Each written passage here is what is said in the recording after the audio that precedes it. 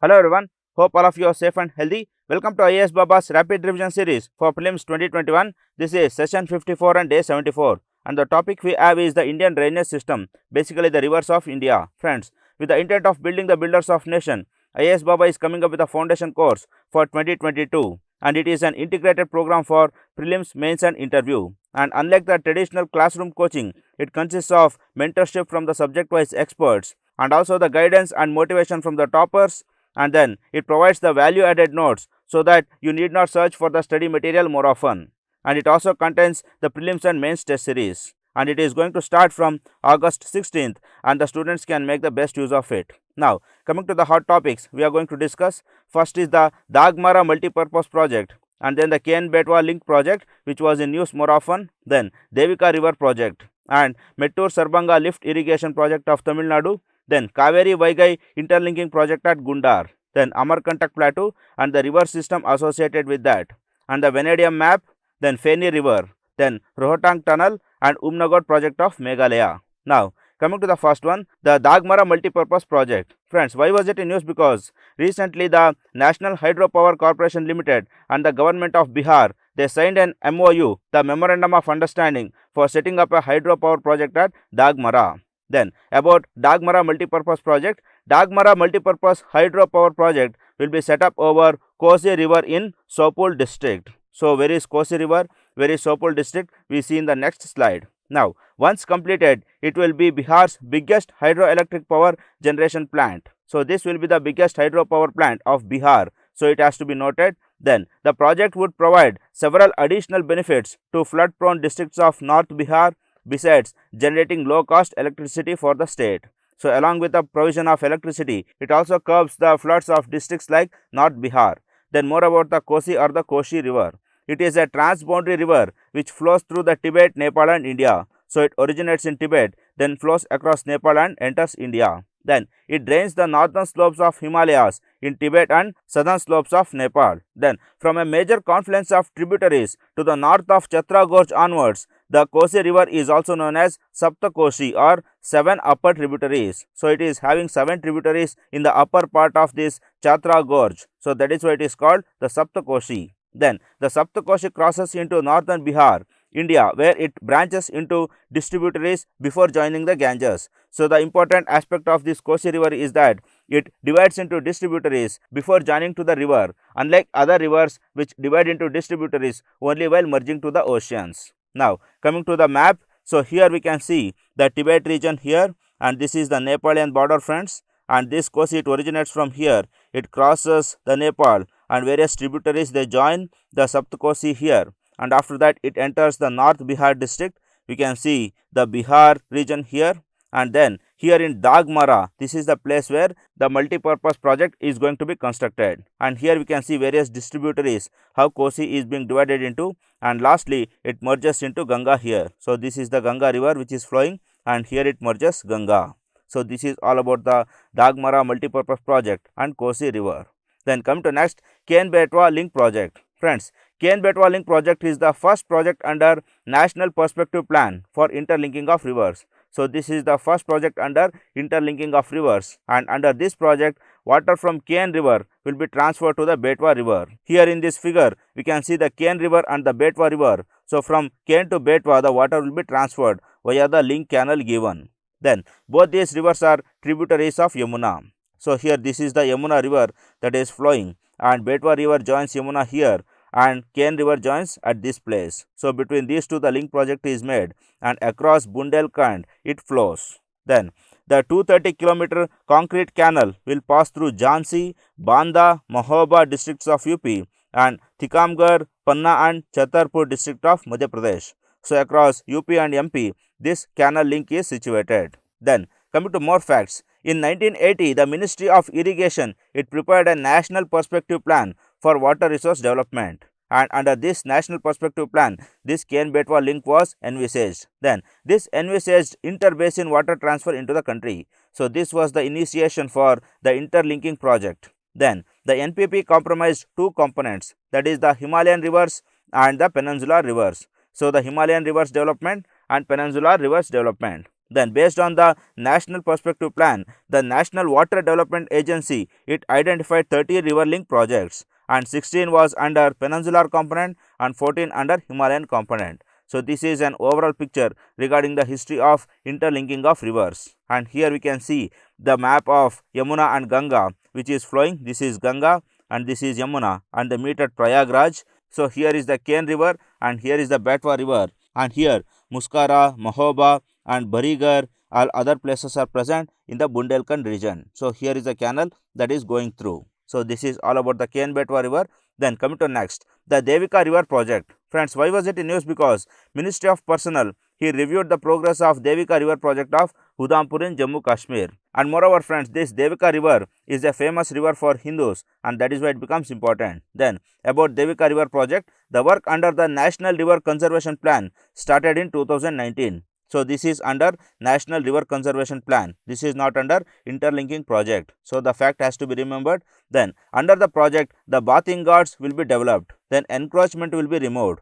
Then natural water bodies will be restored along with the cremation grounds being set up. So this is a rejuvenation project and it is not a interlinking project. Then on completion of the project, the river will see improvement in the water quality. So this is basically aimed towards improving the water quality of river Devika. Friends, river Devika, it has multiple presences, and here one of the presence is at Udhampur. It rises at Udhampur and then merges to the Tavi River here. So here we can see Tavi River flowing, and where and all the Tavi River flows, in all those places it originates and merges. It has multiple presences like this. So here we can see various rivulets that are said to be Devika rivers, and then this Tavi River, it lastly merges to Chenab River in the further. So here is the Chenab River running and this merges to the Chenab River afterwards. So this is the presence of Devika River, and we will not be having perfect map of this Devika. Then coming to more about Devika River, the river has its origin near the Sud Mahadev at Venisang,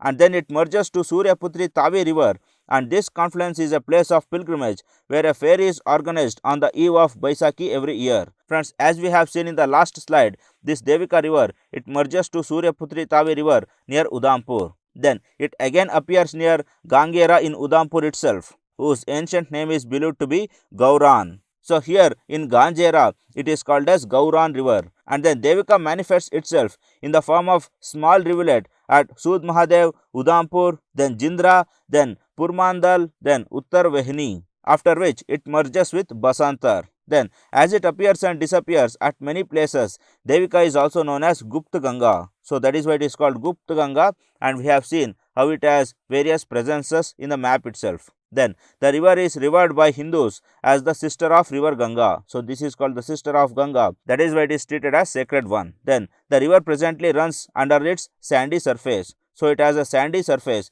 That is the reason why it appears and disappears at many places. So this is all about the Devika River project. Then coming to next, the Mettur Sarbanga Lift Irrigation Project. Friends, why was it in news? Because the Southern Bench of National Green Tribunal has dismissed the petition challenging Tamil Nadu government's ambitious Mettur Sarbanga Lift Irrigation Project. Or in other words, the National Green Tribunal has given a go-ahead for this Mettur Sarbanga Lift Irrigation Project. Now coming to more about Mettur Sarbanga Lift Irrigation Project, it is to divert the surplus floodwater from Mettur Dam to the Sarbanga River in Salem through lift irrigation technique. Friends, we know that Mettur Dam is situated on Kaveri River, and from this Mettur Dam to this Sarbanga River, the lift irrigation project, it lifts the water and it supplies the water into Sarbanga River. Then over 100 tanks in Edappadi, Sankari, Mettu and Omalur will be benefited from the move, says the government. So in the course of lifting and pouring the water into Sarbanga River, several tanks will be filled, namely Edappadi, Sankari, Mettu and Omalur. Then Sarbanga River. Sarbanga River is a river flowing in Salem district of Tamil Nadu. Then the origin of river is at Yarkod foothills in Tamil Nadu. Then the river flows through Danishpet, Omalur, then Chittapatti, then Perichipalyam, Tevur and joins Kaveri River near Annamar Kovil before flowing into Bay of Bengal. So it is one of the tributaries of Kaveri itself. But however, this lift irrigation project, it helps increasing the flow of water in Sarbanga River and helps people living in the catchment areas of Sarbanga River. Then dams on the river are located at Perichipalyam. So this Perichipalyam is where the dam on Sarbanga River is located. Then Friends, we will see where is the Sarbanga lift irrigation project situated. Friends, here in the figure we can see the Mettur dam along the Kaveri river. So this is Kaveri river running, and here is the Mettur dam, and friends, here is the Perichipalyam dam, and here flows the Sarbanga river, and from this Mettur dam to this Perichipalyam, the lift irrigation project supplies the water, and here in the catchment areas of Sarbanga river people will be benefited, and later even this Sarbanga river, it joins Kaveri and merges into Bay of Bengal. Friends, one more place on the Kaveri river which was often in news is Mekedatu. Friends, we know that Kaveri originates in Karnataka. It flows all along and it enters the Tamil Nadu. It flows for a furlong distance along the borders of Karnataka and Tamil Nadu. So here we can see how it is flowing along the borders of Karnataka and Tamil Nadu, and this place where it starts flowing along the borders of Karnataka and Tamil Nadu, it is called Mekedatu, or the passageway for the goats. So here at this place, Karnataka government is planning to construct a dam, and that is why it becomes important. Then as usual, Kaveri river, it enters into Tamil Nadu and flows to the Bay of Bengal likewise. So this is all about the Mekedatu and the Mettur Sarbanga lift irrigation project. Then come to next, Kaveri Vaigai Gundar Interlinkage project. Friends, why was it in news? Because the Chief Minister of Tamil Nadu, he laid the foundation stone for the first phase of Kaveri Vaigai Gundar interlinking project. Then the Kaveri Vaigai link canal. Friends, it is an integral part of Peninsular Rivers Development Component under the National Perspective Plan proposals. We have discussed what is the National Perspective Plan in the last slide. Then this is a project linking the Kaveri and Vaigai rivers. Friends, we know that the Kaveri river, it flows here, and the Vaigai river flows here, and here is a small rivulet called Gundar. So this canal, it links Kaveri to Gundar and then Gundar to Vaigai. So this is how the Kaveri, Gundar and Vaigai will be interlinked. Then the project involves construction of 60-kilometer long canal from Mayanur in Karur district to link river Kaveri with Vaigai. Then the gravity canal will provide water for irrigating an additional area of 3.38 lakh hectares for domestic and industrial water supply. Yes, it provides water for irrigation. Then why it is called gravity canal? Because no water is pumped via motors, so it is flowing via gravity itself. Then it is a part of Mahanadi, Godavari, Krishna, Pennar, Kaveri, Vaigai and Gundar linkage. So this all the peninsular rivers are being linkaged, and under this mega project, this Kaveri, Vaigai, Gundar linkage is a part of it. So here friends, we can see Mahanadi, then Godavari, then Krishna, Pennar, then Palar will be here. So all these rivers will be linked so that no water shortage will be experienced by the South Indians anytime in the future. So this is all about the Kaveri, Vaigai, Gundar interlinkage project. Then come to next one, the Amarkantak Plateau. Friends, Amarkantak Plateau is a very important place for Indian river system, and it is the second largest watershed in India. Now coming to the location of Amarkantak. Amarkantak Plateau is in Madhya Pradesh state in central India. So it is located in Madhya Pradesh. Here we can locate the Amarkantak. Then it runs in the north-south direction and forms the eastern base of triangular Satpura range. Friends, we know that Satpura range, it makes a triangular form like this shape, and here in the base of it lies the Amarkantak Plateau, and Maikala range is a part of Amarkantak Plateau. Then the Satpura Maikala watershed is the second largest in India. Now comment in the comment box which is the first largest. Then friends, as we have discussed earlier, this Amarkantak Plateau, it is the place of origin for several rivers like Narmada, San, Pandu, Kanhar, Rihan, Bijul, Gopad, etc. Friends, this Rihan, Kanhar, Pandu, these are the tributaries of major rivers, and they originate and flow in the vicinity of Amarkantak Plateau. Then vegetation varies from grass and thorny trees to deciduous trees such as teak and sal. So almost all the types of vegetations are present in this Amarkantak Plateau. Then coming to more facts. Friends, the rivers, the Narmada originates in the western flank of Amarkantak Plateau. So in the western part of Amarkantak, that is the westernmost, this Narmada originates. Then it forms a picturesque gorge in the marble rocks and Dhuandhar waterfall near Jabalpur. So where does the Dhuandhar waterfall lie? It lies near Jabalpur, and it lies on river Narmada. Then it meets Arabian Sea to the south of Bharuch. Then the Sardar Sarovar project has been constructed on this river. So this Sardar Sarovar project is also worth remembering. Then river Sun. Sun is a large south bank tributary of Ganga, and it originates in Amarkantak Plateau. And after forming a series of waterfalls at the edge of the plateau, it reaches Arra in the west of Patna to join Ganga. So at the edge of plateau, these form picturesque gorges. Then Johila River, it is a tributary of river Sun, and its source is near Amarkantak. Then Tapi River. The Tapi is the other important westward flowing river and it originates from Multai in Betul district of Madhya Pradesh. Friends, Betul Dam is also located on river Tapi. So one more fact to be remembered. And moreover friends, Rihan River is also a tributary of Son and Rihan River was once asked in UPSC and that is why we can study that here itself. Now coming to the geography of Amarkantak Plateau. Friends, here this is the Amarkantak Plateau which is highlighted and here we have Achanakmar Amarkantak Wildlife Sanctuary. And in the western part of Amarkantak Plateau, the Narmada River rises and it flows to the westwards. And then here we have the Multai region where the Tapi River originates and it also flows towards westwards. And then here is the Betul place and where the Betul Dam is located. And we have various wildlife sanctuaries and national parks. We have Satpura Tiger Reserve here and then Pachmari Wildlife Sanctuary here and the Pench National Park here. So it is a place of environmental concern and several wildlife sanctuaries and national parks are located. Then several rivers, they flow all around Amarkantak Plateau. Friends, here one of the main tributaries of Mahanadi River, the Hasdeo River, it flows very nearer to Amarkantak and here is one more tributary of Mahanadi River that flows to the south of Amarkantak.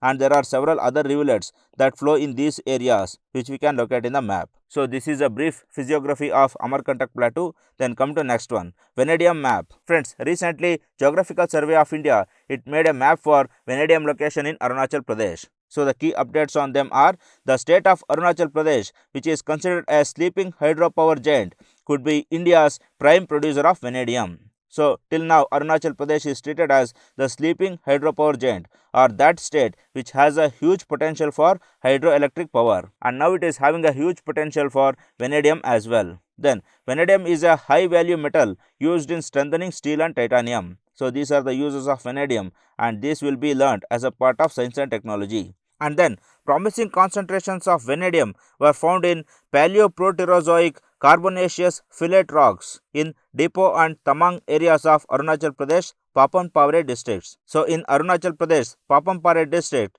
these rocks were found. So what type of rocks are found, friends? These are Paleoproterozoic carbonaceous fillet rocks. So this belongs to Paleoproterozoic era and these are carbonaceous rocks or those rocks containing carbon compounds. And these are fillet rocks. Fillet rocks means they are metamorphic rocks and which are made of the slate. So slate is majorly prominent in the fillet rocks and these are hugely foliated. So we will revise what are these rocks here itself. Then come to next. Friends, here we can locate Papampare district and here is the Kradadi district, etc. Then come to more facts. This was the first report of primary deposit of vanadium in India with an average grade of 0.76% of vanadium pentoxide. So this was the first time wherein the 0.76% of vanadium pentoxide was found in India. Then the good prospects of vanadium were found in Deed, Saya, Fope areas of lower Subansiri district.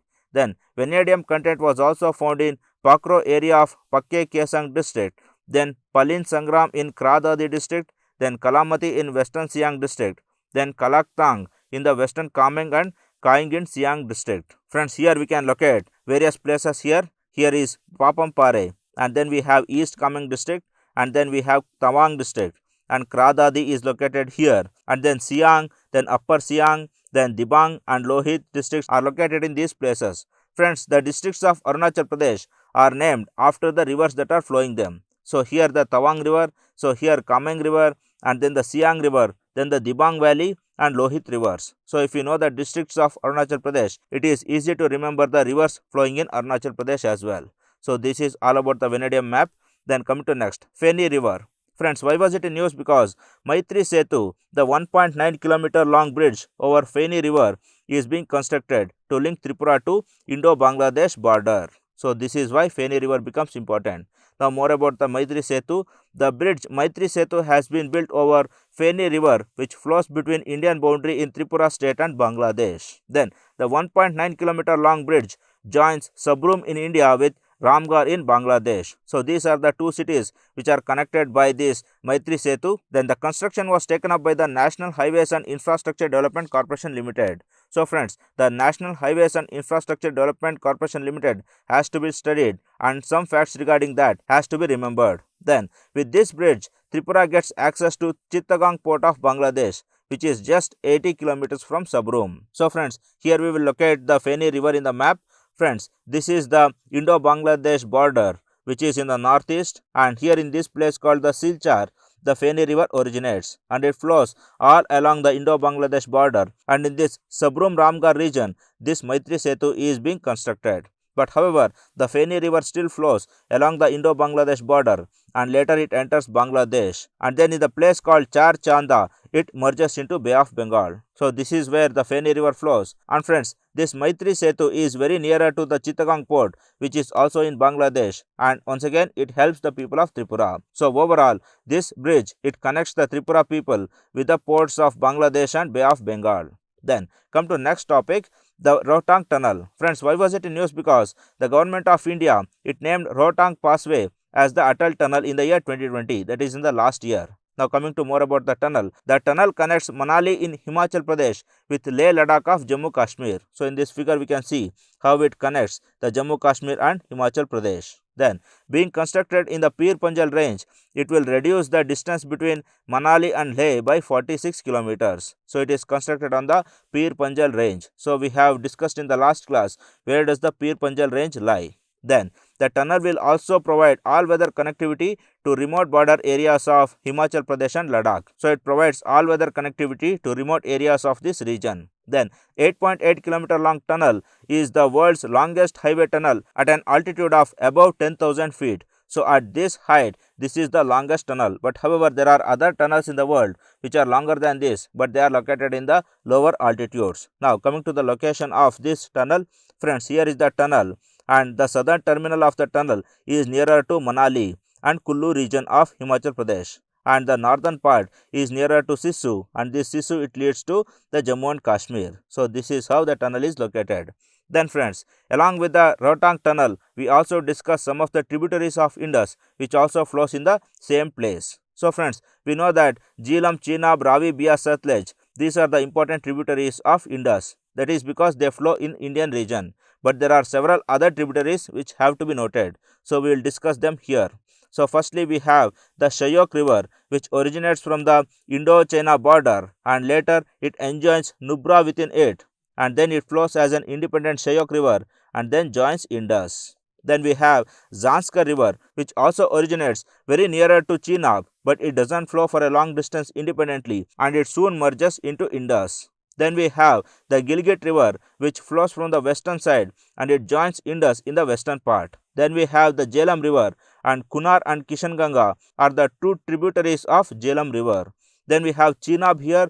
Jhelum flows for a longer distance and then it enjoins Jhelum and Ravi within it, and then it merges with Indus after flowing for a longer distance. And friends, we also have Sohan River here which is very nearer to Islamabad and it also joins Indus from the eastern side. Now coming to the western side, friends, we have Swat River which also joins Indus from the western side and it joins Kabul River before joining the Indus. And friends, Kabul River has Kunar as one more tributary along with the Swat. Then we have Kurram and Tochi River which also join together before merging to Indus from the western side. Then Gundar, Gumal and Zob, these rivers also join one another before joining the Indus from the western side as well. So these are the tributaries which join Indus River all the way from Afghanistan, Pakistan and India, and also from Indo-China border. So this is all about some of the unique tributaries of Indus. Then come to next, Umnaghat Project of Meghalaya. Friends, why was it in news? Because 12 Meghalaya villages, they oppose Umnaghat Mega Project Dam on India's cleanest river. So this Umnaghat River is India's cleanest river and a dam is proposed to be constructed there. And these 12 villages which are located nearer to the river, they are opposing the dam. So in that context, it becomes important. Now about Umnaghat River. Friends, Umnaghat River is the cleanest river in India and in some parts it is as transparent as crystal and you can actually see the river bed there. So if you go to Google Maps, you can see how clear they are. Then Umnaghat River that flows both in India and Bangladesh is in Meghalaya. So basically it flows in Meghalaya. Then Umnaghat flows through Davki, a town in West Jaintia Hills district of Meghalaya. So this Davki town is important. We will locate this in the map in the next slide. Then the river is natural boundary between Ripnar and Himakirim. So this Ripnar is located on the Jaintia Hills and this Himakirim is located on Kazi Hills. So basically this Umnaghat River, it separates Kazi and Jaintia Hills. Then Davki Bridge is a suspension bridge over Umnaghat River. So this Davki bridge, it is located near Davki town, that is why it becomes important. Now coming to the location of this Umnaghat River, friends, this is where the Indo-Bangladesh border lies below Meghalaya. And this Umnaghat River, it starts from Meghalaya and it flows between Kazi and Jaintia hills, and later it enters Bangladesh in a place called Davki, and it is in this place where the Umnaghat project is supposed to be constructed. So this separates Kazi and Jaintia hills and it enters Bangladesh at Davki. And then one more map, friends, after entering the Bangladesh, it flows all along Bangladesh and later it merges with Bay of Bengal. So this is how Umnaghat River flows, and this is one of the cleanest river, and that has to be remembered. So this is all about the Umnaghat project. Then coming to next, friends, there goes a saying that if the going gets tough, then the tough gets going. So that is how your brain has to be trained. So train your brain again and again for the handling of pressure, for the handling of stress, to handling the nervousness, anxiety and tensions. If you don't train, it will never accept all those things. So you will shirk all those things in everyday life. And if you shirk all those things, you will never achieve anything in your life. Friends, there is nothing like difficulty in this world. There is only two things, that is trained and untrained. So in this context, there is only trained brain and an untrained brain. So which brain will you become is left to you. So train it. All the very best. Good luck, friends.